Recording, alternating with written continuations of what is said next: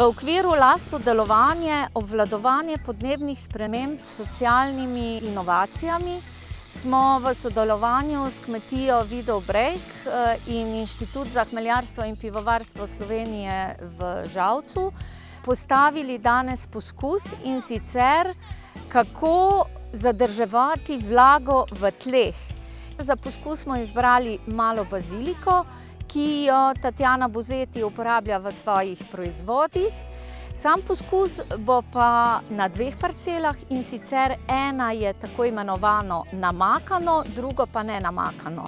Že samo ime pove, da eno parcelo bomo namakali ob hudi suši, drugo parcelo pa ne bomo namakali skozi celo vegetacijo. Znotraj posameznih parcel pa imamo 4 različna obravnavanja, in sicer prvo je kontrola, potem pa različne zastirke. Ena je sajenje na folijo, ena je zastirka slama, ena pa miskantus.